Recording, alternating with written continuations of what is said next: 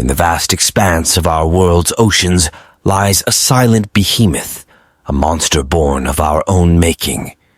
It is a place where nature's beauty has been overshadowed by humanity's neglect, a place where the consequences of our actions have converged into a haunting and colossal presence. Welcome to the heart of the world's largest great garbage patch, a testament to our collective impact on the planet.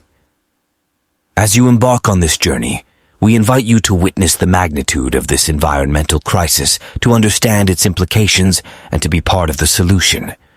Join us on this extraordinary expedition through the depths of our own creation, and together, let's rediscover the power of our choices and the boundless beauty that still remains in our world. Today, we will take off the blanket from the crucial realities of the world's largest garbage debris. The Great Pacific Garbage Patch. Ever you thought garbage debris having size 3 times that of France? This garbage is so huge that its one part is near to Japan, and other parts scattered in between America's states of Hawaii and California. The Great Pacific Garbage Patch, also known as Pacific Trash Vortex or North Pacific Garbage Patch, the Great Pacific Garbage Patch is a gyre of marine debris particles in the central North Pacific Ocean. It is located roughly from 135 degree west to 155 degree west and 35 degree north to 42 degree north. The collection of plastic and floating trash originates from the Pacific Rim, including countries in Asia, North America, and South America. Researchers from the Ocean Cleanup Project claimed that the patch covers 1.6 million square kilometers, consisting of 45,000 to 129,000 metric tons of plastic as of 2018. The same 2018 study found that while microplastics dominate the area by count, 92% of the mass of the patch consists of larger objects which have not yet fragmented into microplastics. Some of the plastic in the patch is over 50 years old and includes items such as plastic lighters, toothbrushes, water bottles, pens, baby bottles, cell phones, plastic bags, and noodles. The patch is believed to have increased tenfold each decade since 1945. The gyre contains approximately 6 pounds of plastic for every pound of plankton. A similar patch of floating plastic debris is found in the Atlantic Ocean, called the North Atlantic Garbage Patch. These patches connected by North Pacific Subtropical Convergence Zone, which is located at few kilometers from north of Hawaii, state of America. The Convergence Zone is actually a place where hot water of South Pacific Ocean meet with the cold water of Arctic. The water of Arctic Ocean is very cold because this lie in Arctic Circle. The Convergence Zone act like a highway and take garbage from one patch to other. Suppose there's a bottle of plastic on the coast of California. The California current take it towards south to Mexico, from where through the north equatorial current it crossed the vast Pacific Ocean and reached to the banks of Japan, from where via the Kuroshio current bottle continue its journey, and at the end it go through North Pacific current to east and will trap in the whirl patch of garbage and forever will circulating there until convert to microplastic and solve into water. The patch was pointed in a 1988 paper published by the National Oceanic and Atmospheric Administration.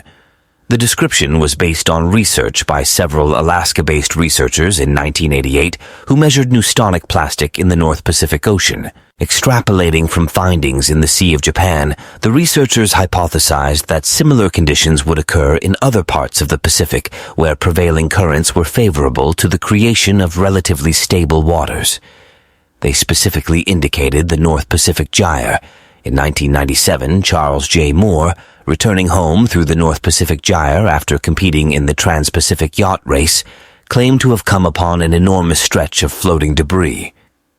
In 2015, a study published to discover where exactly all of this garbage is coming from. According to the researchers, the discarded plastics and other debris floats eastward out of countries in Asia from 6 primary sources: China, Indonesia, the Philippines, Vietnam, Sri Lanka, and Thailand. The study indicated that China was responsible for approximately 30% of worldwide plastic ocean pollution at the time. The Ocean Conservancy reported that China, Indonesia, Philippines, Thailand, and Vietnam dump more plastic in the sea than all other countries combined. An open access study published in 2022 concluded that 75% up to 86% of the plastic pollution is from fishing and agriculture, with most identified emissions originating from Japan, China, South Korea, the US, and Taiwan.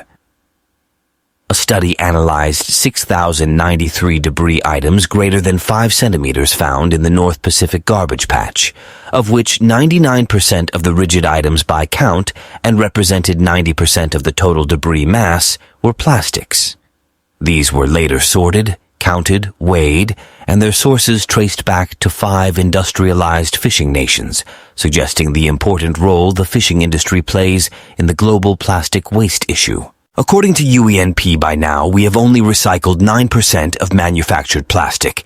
The remaining 91% of plastics make its way to oceans through streams and rivers, where it may settle down into the bottom of ocean, some float on the surface of water, and some amount convert to microplastic, which severely affects the aquatic organisms. It's estimated that 1.8 trillion plastic pieces are floating in the patch. It's equivalent to 250 pieces of plastics for every person in the world. These plastic pieces are trapped here because of subtropical gyre.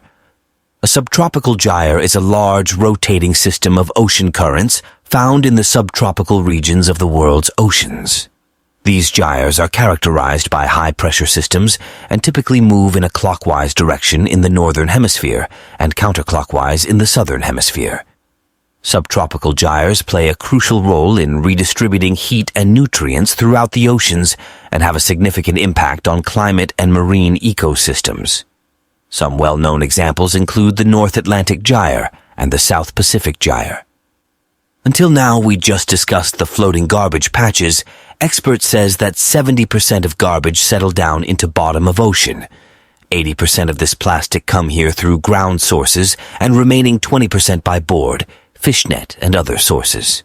Through the rivers and streams, plastics transport to ocean, where sunlight segments it into small pieces of plastic. This process is called photodegradation. These garbage patches stop the sunlight, which stop the growth of algae and phytoplankton and affect the food chain in aquatic life. These garbage patches are so huge that a single country can't clean this, or even if a single country try to do this, the country will become bankrupt and will require years to clean a small portion. Some international organizations are trying to clean, such as the Ocean Cleanup. In a week, according to an estimation, we take 5 grams of plastic, which is equal to 1 credit card. This plastic then becomes a cause of many fatal diseases. A person inhales 1769 particles of plastics every week by taking water from tap, except that seafood also contains plastic particles. In the vast expanse of our precious oceans, the story of the Great Atlantic Garbage Patches is a stark reminder of the consequences of our actions. But it's not a story of despair. It's a call to action. Each one of us holds the power to change the narrative. Let us be the generation that cleans, restores, and safeguards our oceans. Together, we can turn the tide toward a sustainable and clean future. The ocean's fate lies in our hands. Will we choose to be its saviors?